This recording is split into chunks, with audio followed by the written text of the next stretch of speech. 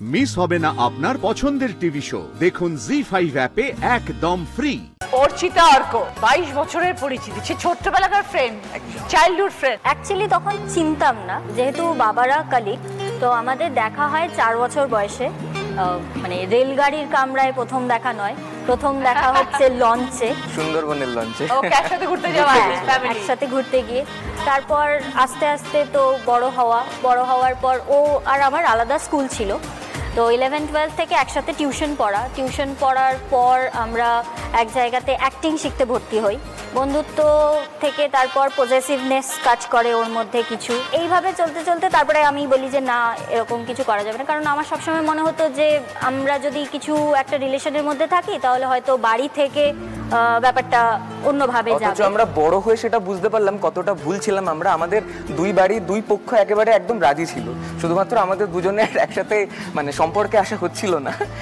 তারপরে কলেজ লাইফে একসাথে আমরা পড়ি। কলেজ লাইফের পর আমি কলকাতায় চলে আসি, ও দুর্গাপুরেই থাকে, ও তারপরে মাস্টার্স অ্যান্ড অল সে সব করতে থাকে। তো তারপরে হঠাৎ একদিন ও আমাকে খুব মানে ব্লক করে দিত, মানে মাঝে মাঝেই বিভিন্ন সোশ্যাল মিডিয়াতে ব্লক করে দিত, আবার আনব্লকও করে দিত। তো আমরা একটা মিম পাঠিয়েছিলাম, মিম শেয়ার করেছিলাম যে if she blocks and unblocks you marry her. এটা কিরে বিয়ে করবি এইভাবে জিজ্ঞাসা করেছিলাম, ওটাতেও সিরিয়াস হয়ে যায়। আমি জিজ্ঞাসা করলাম যে আর ইউ সিরিয়াস, এত দিন ধরে? ও তখন বললো হ্যাঁ চল করেই ফেলি। আর তখন হচ্ছে 2019-এর শেষ একদম লকডাউনে যে একসাথে থেকে ইয়ে হয় যে মানে সেই রবনে বানাদি জোড়ি নয়, লকডাউনে লকডাউনে আমাকে বাড়ি চলে আসতে হয়েছিল। সেই সময় আমাদের এই গভীরতাটা আরো বৃদ্ধি পায়। দুই বাবা মা দুই দিক থেকেই খুব রাজি। একদিন হঠাৎ করে আমার বাবাই ওদের বাড়িতে গিয়ে একটা, উনি বলতে এসছেন কিন্তু বলে উঠতে পারছে না। আমার বাড়ির লোকও বুঝতে পারছে যে কি বলতে চাইছে, কিন্তু আমার বাড়ির লোকও এগোচ্ছে না। এতদিন হয়েছিল কি, ওরা চাইতো, আমরা চাইতাম না। এখন আমরা চাইছি, কিন্তু ওদেরকে বলবো কি করে, বোঝাবো কি করে, সেটা আরেক রকম। তোমার বিয়ের পরে জীবনটা কেমন কাটছে অর্চিতা? বিয়েটাও একটা ঘটনা। 2020 শেষে হঠাৎ করে একদিনকে বললো যে হল বুক হয়ে গেছে, সামনের বছর 21 নভেম্বরে তোদের বিয়ে। আমাদের বাবারা এটা আমাদেরকে জানায়। হঠাৎ করে অল অফ আ সাডেন তারা ডিসাইড করে এলো যে হল বুক, মানে হল দেখে বিয়ের ডেট ডিসাইড হয়েছে, পঞ্জিকা দেখে না।